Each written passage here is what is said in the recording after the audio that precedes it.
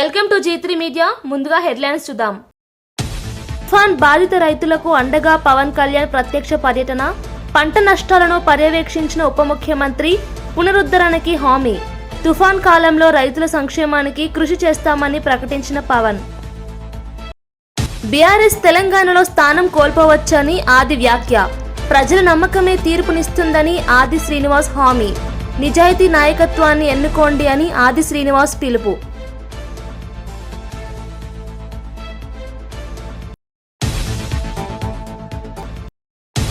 November 1 నుంచి 15 వరకు భారత్ పర్వ్ ఉత్సవాలు ప్రకటింపు. దేశ ఐక్యతకు అంకుర తీసే భారత్ పర్వ్ ఉత్సవాలు ప్రారంభం. పటేల్ జయంతి వేళ దేశవ్యాప్తంగా సంస్కృతి ప్రదర్శనలతో ఉత్సవం. కూటమి ప్రభుత్వం రైతులను నిర్లక్ష్యంగా వ్యవహరిస్తున్నట్లు జగన్ తీవ్ర విమర్శ. 16 నెలలలో రైతుల సమస్యలపై ప్రభుత్వం విఫలమైందని జగన్ ఆవేదన పెండింగ్. సబ్సిడీలు నిధుల అందజేతపై జగన్ డిమాండ్. రైతుల బాధ్యతలను తీర్చకపోవడంపై మాజీ సీఎం ఆగ్రహం.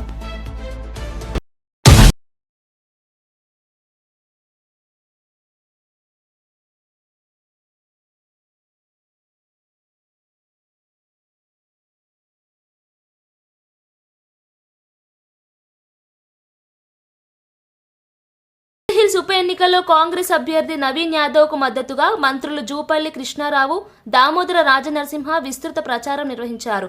ప్రజలతో నేరుగా కలిసి కాంగ్రెస్ ప్రభుత్వ అభివృద్ధి పథకాలను వివరించారు. హస్తం గుర్తుకే ఓటేయాలని కోరారు. సదుపాయాలు, సంక్షేమ పథకాలు, మహిళల రక్షణ వంటి అంశాలపై ప్రజల్లో అవగాహన కల్పించారు. జూబ్లీహిల్స్ అభివృద్ధి కాంగ్రెస్ ద్వారానే సాధ్యమని తెలిపారు. ప్రజలు వివేకంతో ఓటు వేస్తారని నమ్మకం వ్యక్తం చేశారు.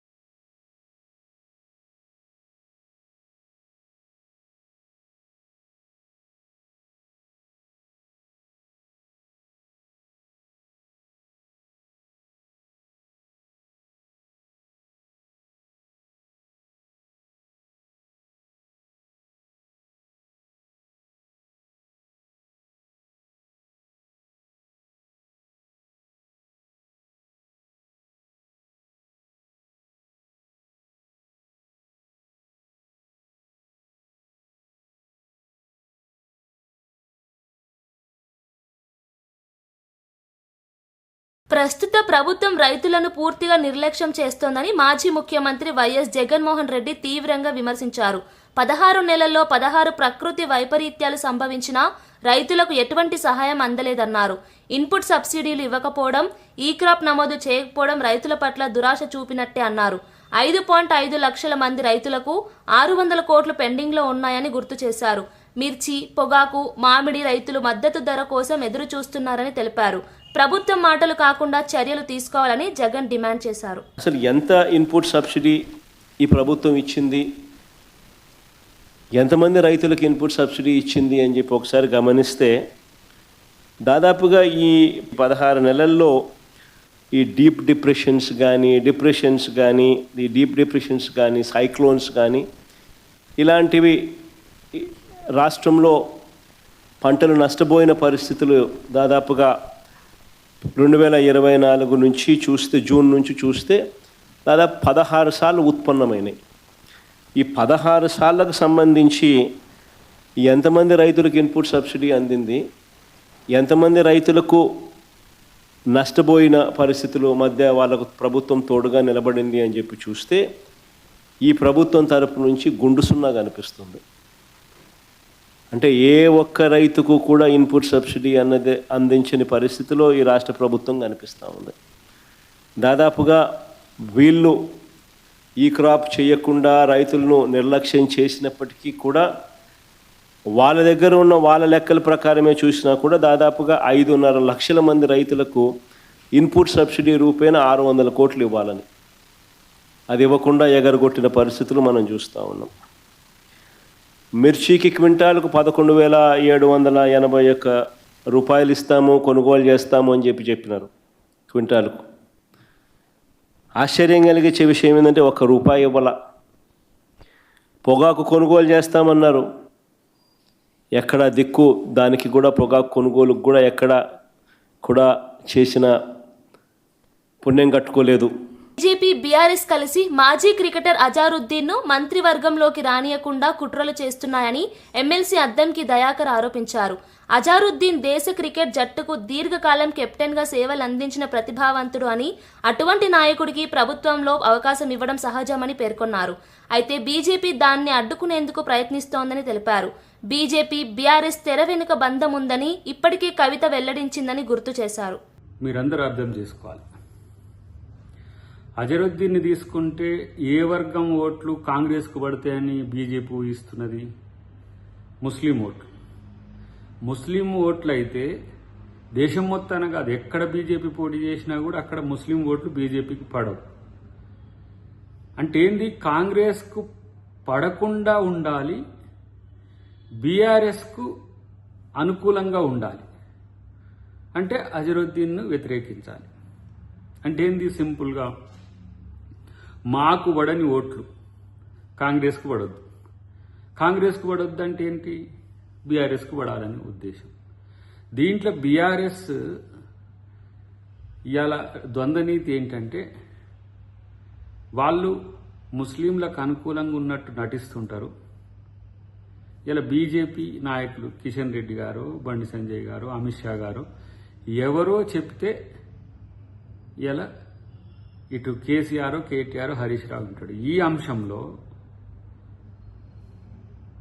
కేటీఆర్ కిషన్ రెడ్డికి చెప్పడం, కిషన్ రెడ్డి దీని మీద కంప్లైంట్ చేపించడం, అజరుద్దీన్ మంత్రివర్గాన్ని అడ్డుకోవడం, ఇది అంత సూత్రం. ఈ గేము కొన్ని ఏండ్ల నుంచి ఆడుతున్నప్పటికి కూడా మొన్న ఎన్నికల్లో ప్రజలు గమనించే కర్రు కాసి వార్త పెట్టిండ్రు. అయినప్పటికి కూడా ఇప్పటికీ కూడా బీఆర్ఎస్ కోసం బీజేపీ పడే శ్రమ, బీజేపీ కోసం బీఆర్ఎస్ పడే శ్రమను మీరు తెలంగాణ ప్రజలు, తెలుగు సమాజం గమనించాల్సిన అవసరం ఉంది. కాబట్టి ఎప్పటికీ ముస్లింలు మాకు వెయ్యరు కాబట్టి అది బీఆర్ఎస్కు పడాలనే ఉద్దేశంతో కాంగ్రెస్కు వ్యతిరేకంగా బీజేపీ చేసే కుట్రను గమనించాల్సిందిగా నేను విజ్ఞప్తి చేస్తున్నాను. కాంగ్రెస్ పార్టీ పట్ల తాను కట్టుబడి ఉన్నానని ఎమ్మెల్యే కోమటిరెడ్డి రాజగోపాల్ రెడ్డి ప్రకటించారు. పార్టీ మారుతున్నానన్న వదంతులు పూర్తిగా అసత్యమని తెలిపారు. టీఆర్ఎస్ నేతలు మరియు కొందరు దురుద్దేశపూర్వక వర్గాలు దుష్ప్రచారం చేస్తున్నారని ఆరోపించారు. యాదాద్రి భువనగిరి జిల్లాలో చెరువులను పరిశీలించి గంగ పూజ నిర్వహించిన ఆయన చౌటుప్పుల అభివృద్ధి కోసం 500 కోట్ల ప్రణాళిక సిద్ధమవుతోందని తెలిపారు. ప్రజల భద్రత, మౌలిక వసతులపై కేంద్రీకరించి పనులు చేస్తున్నానని పేర్కొన్నారు. పార్టీ అధిష్టాన నిర్ణయాలకి కట్టుబడి ఉంటానని రాజగోపాల్ రెడ్డి తెలిపారు.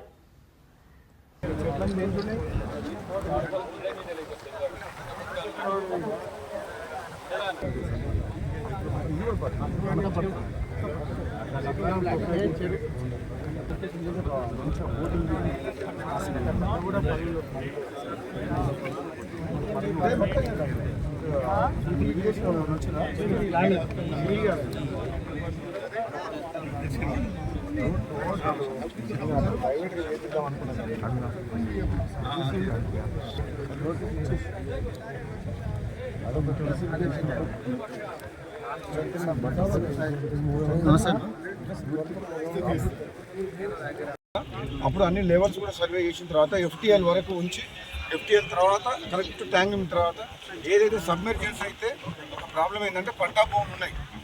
ఆ పట్టా భూములు ఇప్పుడు మనకు సహకరించాలి. ఇప్పుడు కొన్ని కేసులు కూడా ఉన్నాయి, లక్కారం చెరువుకు సంబంధించి కోర్టు కేసులు ఉన్నాయి. వాళ్ళు పట్టా భూమి అని చెప్పేసి వాళ్ళ భూమి మునగకుండా దాంట్లో 15 ఫీట్ల మట్టి పోసుకున్నారు. అది ఆల్రెడీ ఇరిగేషన్ అధికారులతోటి, రెవెన్యూ ఆర్డీఓ గారితో, ఎంఆర్ఓ గారితో చెప్పిన వాళ్ళు కూడా తప్పకుండా చర్యలు తీసుకుంటారు. ఎందుకంటే ఏదైతే ఎక్స్ట్రా మట్టి పోసారో వాళ్ళు నీళ్లు లేనప్పుడు, పట్టా భూమిలో ఉన్న ఎఫ్టీఎల్లో ఉన్న నీళ్లు లేనప్పుడు, వాటర్ నిండనప్పుడు వాళ్ళు వ్యవసాయం చేసుకోవచ్చు. కానీ వాటర్ నిండినప్పుడు వాటర్ని ఆటంగా కల్పించే విధంగా చేయకూడదు. కాబట్టి దాన్ని దృష్టిలో పెట్టుకుని చర్యలు కూడా తీసుకుంటే ఏది ఏమైనా కానీ చౌటుప్పల్ మున్సిపాలిటీ అనేది రాబోయే 25 సంవత్సరాలకు సరిపోయే ప్రణాళికలు చేస్తున్నాం. ఎందుకంటే దాదాపు 5 లక్షల పాపులేషన్ కాబోతుంది. ఈరోజు అఫీషియల్గా 20,000 ఓటర్లు ఉన్నారు.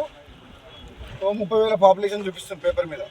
కానీ ఇక్కడ ఇండస్ట్రీస్ ఎన్నో ఉండడం వల్ల 1,00,000 పాపులేషన్ ఉంది, మినిమం 1,00,000 పాపులేషన్ చౌటుప్పల్ మున్సిపాలిటీ ఉన్నారు.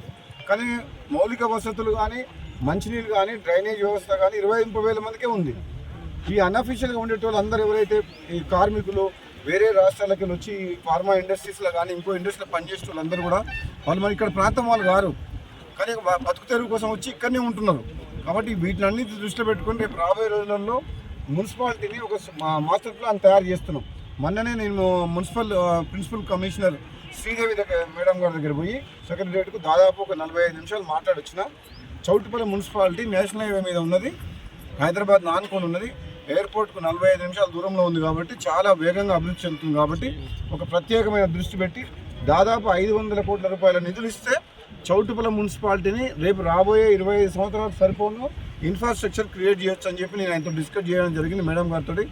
ఆమె కూడా సానుకూలంగా రేపు రాబోయే రోజుల్లో ఏదో వరల్డ్ బ్యాంక్ లోన్ ఏదైనా వస్తుందంట, దాంట్లో చౌటుప్పలకు ఒక 500 కోట్ల రూపాయల ఫండ్స్ ఇస్తామని చెప్పింది.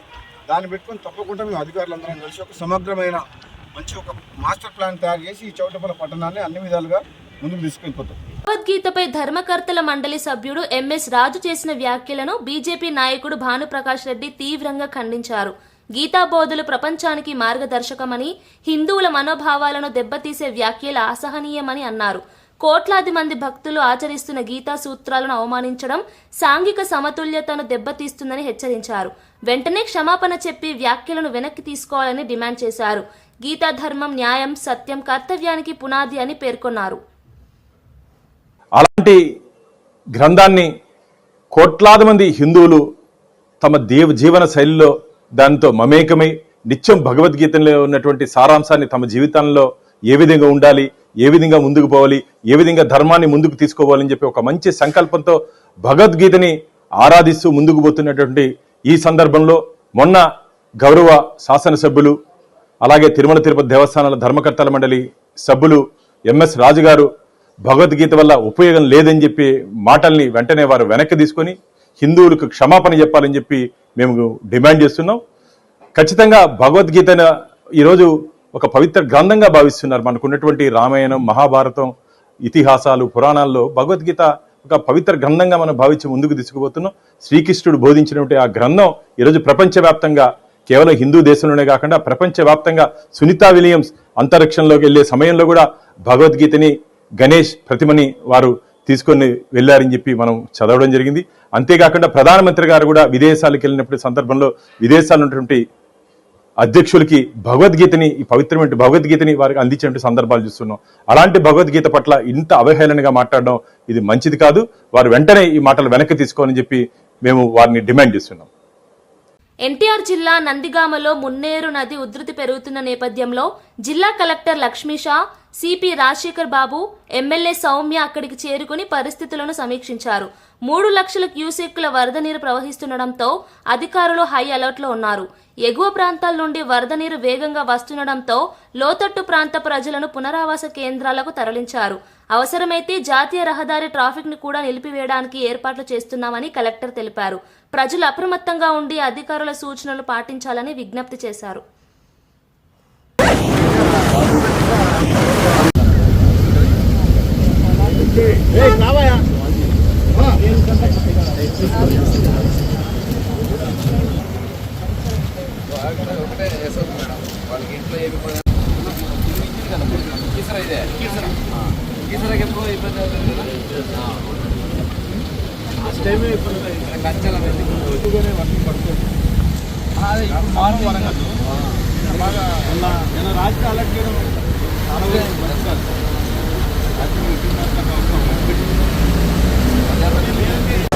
ఏదైతే మరి మున్నేరు నది యొక్క ప్రవాహం ఇప్పుడు దాదాపు 130,000 వరకు వచ్చిందండి, క్యూసెక్ల వరకు.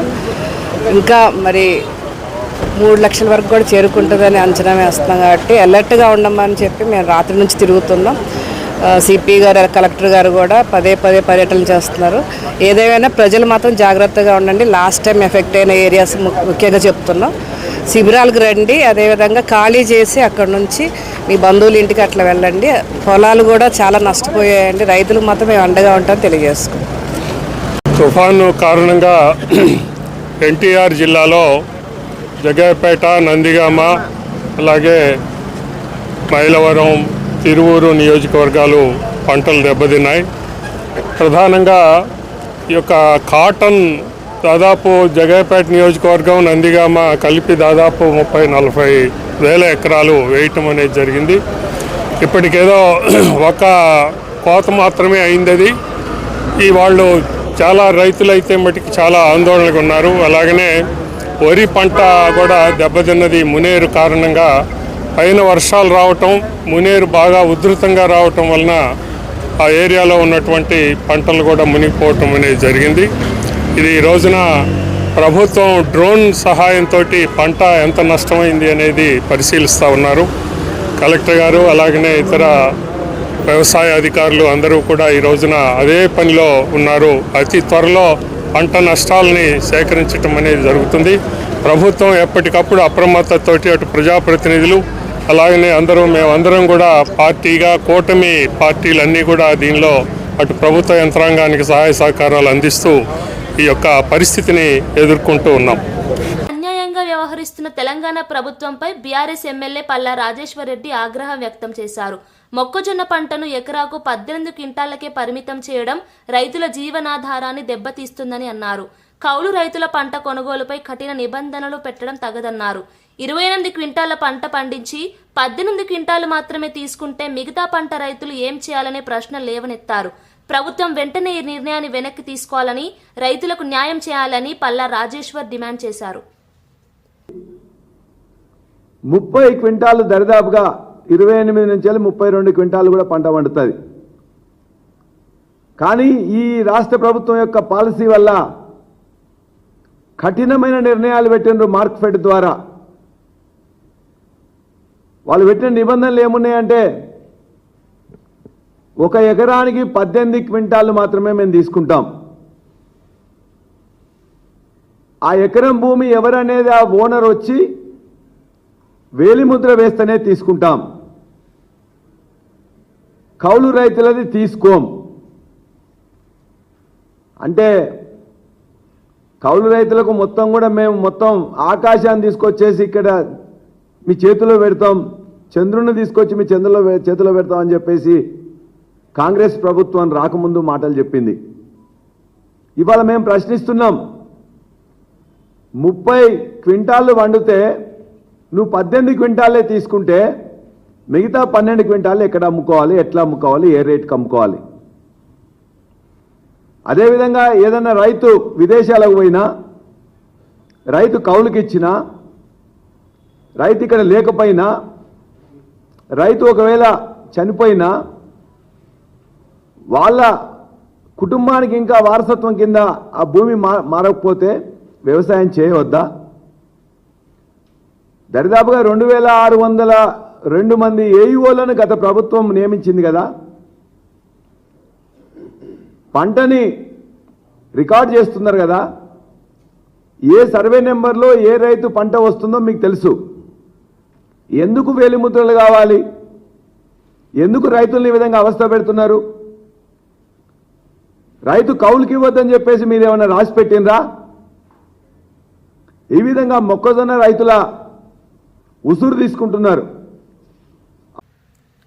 రాష్ట్ర వ్యాప్తంగా విస్తరిస్తున్న కల్తీ మద్యం తయారీ, విక్రయాలను అరికట్టాలని ఏపీ బీజేపీ అధ్యక్షుడు మాధవ్ డిమాండ్ చేశారు. కఠినమైన మద్యపాన నియంత్రణ చట్టాల ద్వారా ప్రజల ప్రాణాలను కాపాడాలని సూచించారు.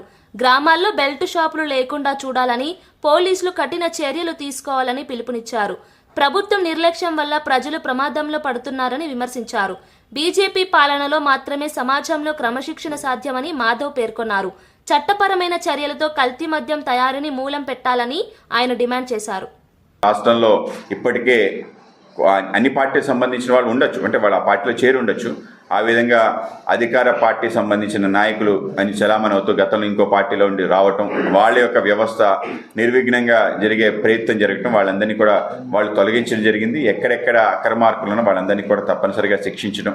అలాగే బెల్ట్ షాపులకు సంబంధించిన అంశం కూడా లేచింది. తప్పనిసరిగా ఎక్కడ బెల్ట్ షాపులు ఉండకుండా ఉండాలి. మేము కూడా కఠిన మద్యపాన నియంత్రణ అనేది మా యొక్క లక్ష్యం. నియంత్రణ జరగాలి. ఆ విధంగానే జరగకపోతే వ్యవస్థలన్నీ కూడా క్షీణిస్తాయి. కనుక మా పార్టీ స్టాండ్ మొదటి నుంచి ఈ యొక్క నియంత్రణ అంశం తప్పనిసరిగా జరగాలి అని చెప్పి ఆ విధంగా జరుగుతుంది. ఎక్కడైనా ఇటువంటి కల్తీ మద్యానికి సంబంధించిన అంశం వచ్చినా దానిపైన ప్రభుత్వం ఉపేక్షించకుండా ముందుకెళ్లాలని కోరుకుంటున్నాం. ఆ విధంగానే మొంతా తుఫాన్ ప్రభావిత ప్రాంతాల్లో నష్టపోయిన రైతుల కోసం ప్రభుత్వం అండగా ఉందని మంత్రి అచ్చెన్నాయుడు తెలిపారు. ముఖ్యమంత్రి చంద్రబాబు, మంత్రి లోకేష్ వ్యక్తిగతంగా పరిస్థితులను పర్యవేక్షిస్తున్నారని చెప్పారు. భారీ గాలులు, వర్షాల కారణంగా దెబ్బతిన్న పంటలకు నష్టపరిహారం అందజేయనున్నామని పేర్కొన్నారు. పునరావాస కేంద్రాల్లో ఉన్న బాధితులకు ఆహారం, తాగునీరు, వైద్య సేవలు అందిస్తున్నామని చెప్పారు. రైతులు ధైర్యంగా ఉండాలని, ఎవరూ నిరాశ చెందవద్దని పిలుపునిచ్చారు. ప్రభుత్వం తుఫాన్ నుంచి రైతులను కాపాడటానికి అన్ని చర్యలు తీసుకుంటోందని మంత్రి తెలిపారు. నుంచి క్లోజ్ గా పర్యవేక్షించడం వల్ల నిన్న మనకింత పెద్ద విపత్తు వచ్చినా సరే ఎక్కడ కూడా హ్యూమన్ లాస్ గానీ మేజర్ గా ఆస్తులు కోల్పోవడం గానీ లేకుండా చేసుకున్న విషయం మనందరికి కూడా తెలుసు.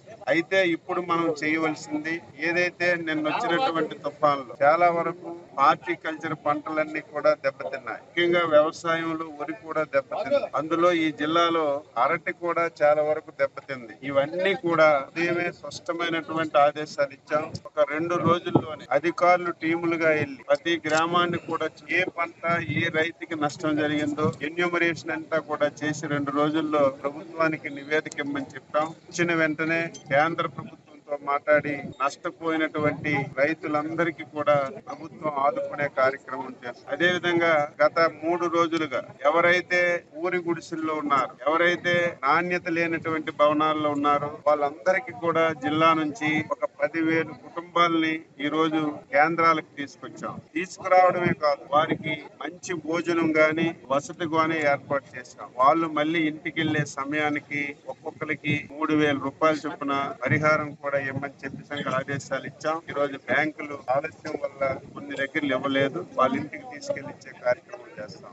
మొంతా తుఫాన్ ప్రభావం రాష్ట్రాన్ని తీవ్రంగా తాకినా సీఎం చంద్రబాబు ముందస్తు చర్యలతో పెద్ద విపత్తు తప్పిందని వైద్య ఆరోగ్య శాఖ మంత్రి సత్యకుమార్ యాదవ్ తెలిపారు. ప్రతి జిల్లాల్లో అధికారులు ముందుగానే అప్రమత్తం అవడంతో ప్రాణ నష్టం జరగలేదని చెప్పారు. వైద్య సదుపాయాలు, ఆహార సరఫరాలు, విద్యుత్ పునరుద్ధరణ వంటి పనులు వేగంగా జరిగాయని పేర్కొన్నారు. ప్రభుత్వం తుఫాన్ పర్యవేక్షణలో పూర్తి సమన్వయంతో పనిచేసిందని వివరించారు. బాధిత కుటుంబాల పునరావాసానికి ప్రత్యేక చర్యలు చేపట్టామని, ప్రజల భద్రతకు అన్ని చర్యలు కొనసాగుతున్నాయని తెలిపారు.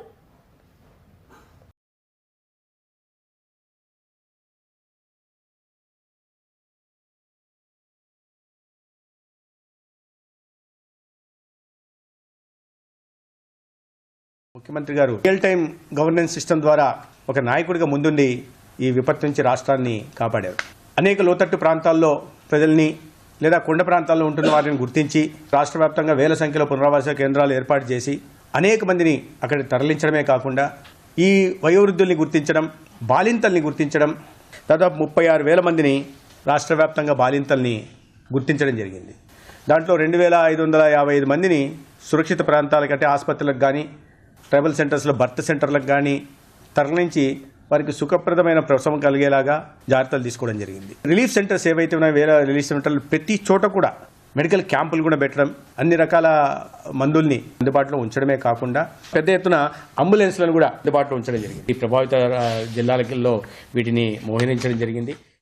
హిల్స్ ఉప ఎన్నికల నేపథ్యంలో ఎమ్మెల్యే ఆది శ్రీనివాస్ బీఆర్ఎస్ పార్టీపై తీవ్ర విమర్శలు చేశారు. ప్రజలను మభ్యపెట్టి అధికారం కోసం పరిగెత్తే పార్టీకి తెలంగాణలో స్థానం లేదన్నారు. బీఆర్ఎస్ నేతలు పదవి కోసం ఎలాంటి నీచ స్థాయికైనా దిగజారుతున్నారని ఆరోపించారు. జూబ్లీహిల్స్ ఫలితమే బీఆర్ఎస్ భవిష్యత్తు నిర్ణయిస్తుందని అన్నారు. ప్రజల సంక్షేమం, అభివృద్ధి పట్ల కట్టుబడి ఉన్న కాంగ్రెస్కే ప్రజలు నమ్మకం చూపుతున్నారని తెలిపారు. ప్రజలతో నిజాయితీగా ఉండే నాయకులను ఎంచుకోవాలని ఆది శ్రీనివాస్ పిలుపునిచ్చారు. వారు కూర్చోవడానికి కోసం ఎంతకైనా దిగజారుతుండడం నిదర్శనంగా ఈ వాక్యాలు. రాష్ట్రంలో ఇందిరమ్మ రాజ్యం వచ్చి ముఖ్యమంత్రి గారి సీట్లో గౌరవ రేవంత్ రెడ్డి గారు కూర్చుని నాటి నుంచి కూడా వాళ్ళ కళ్ళల్లో మంట కనిపిస్తా ఉంది.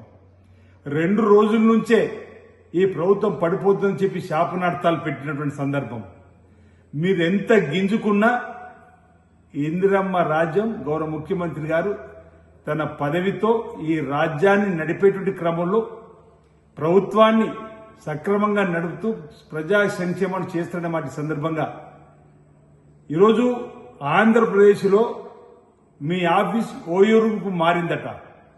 అసలు ఇక్కడ మరి మీ బీఆర్ఎస్ పార్టీ ఉంటుందా లేదా, లేదు మీ సొంత చెల్లి కవిత బీఆర్ఎస్ భవన్ ఆక్రమించుకోకుండా చూసేటువంటి కార్యక్రమం చేస్తావా లేదా, దానిపై దృష్టి పెట్టేటువంటి కార్యక్రమం చేయి తప్ప జూబ్లీ హిల్స్ ఎన్నికల్లో కాంగ్రెస్ పార్టీ ఓడిపోవడం కళ్ళన మాట సందర్భం చెప్తా ఉన్నా.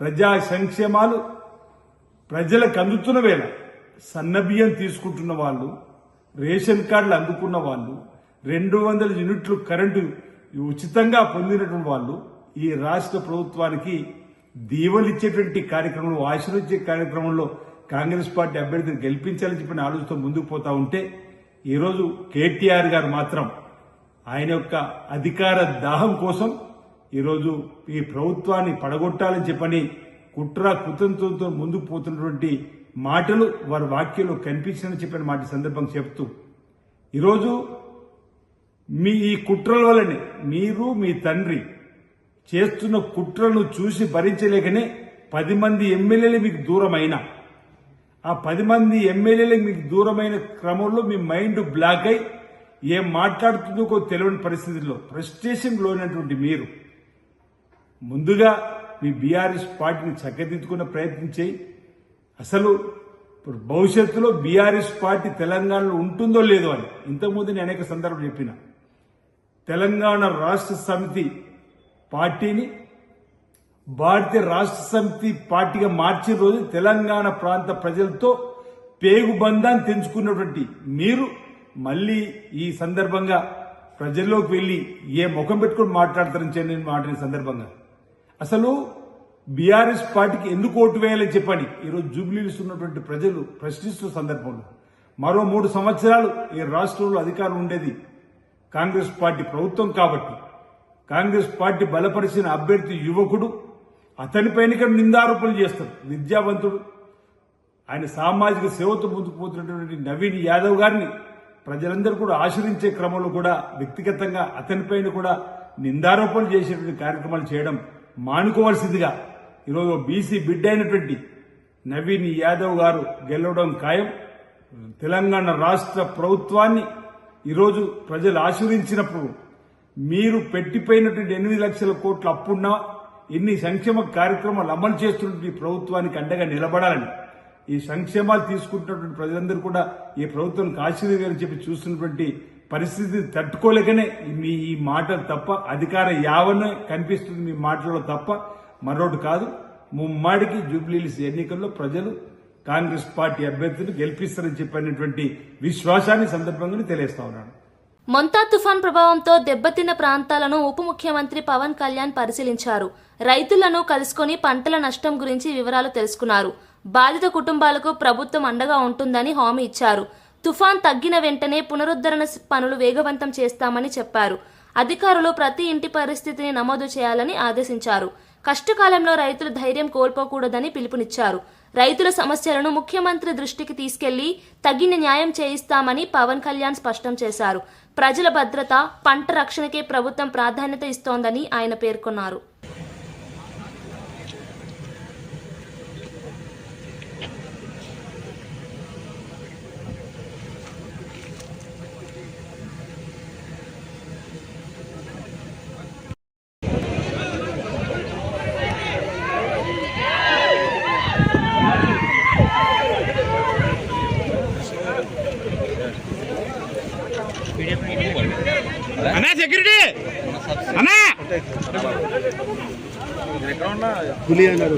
బులెటిన్ ముగించే ముందు హెడ్లైన్స్ మరోసారి చూద్దాం.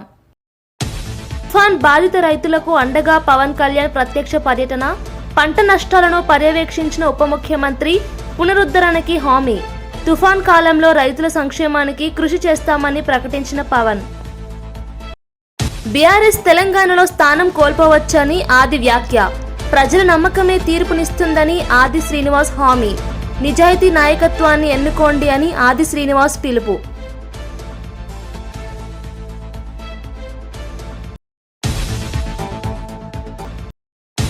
నవంబర్ 1 నుంచి 15 వరకు భారత్ పర్వ్ ఉత్సవాలు ప్రకటింపు. దేశ ఐక్యతకు అంకుర తీసే భారత్ పర్వ్ ఉత్సవాలు ప్రారంభం. పటేల్ జయంతి వేళ దేశవ్యాప్తంగా సంస్కృతి ప్రదర్శనలతో ఉత్సవం. కూటమి ప్రభుత్వం రైతులను నిర్లక్ష్యంగా వ్యవహరిస్తున్నట్లు జగన్ తీవ్ర విమర్శ. 16 నెలలలో రైతుల సమస్యలపై ప్రభుత్వం విఫలమైందని జగన్ ఆవేదన పెండింగ్. సబ్సిడీలు నిధుల అందజేతపై జగన్ డిమాండ్. రైతుల బాధ్యతలను తీర్చకపోవడంపై మాజీ సీఎం ఆగ్రహం.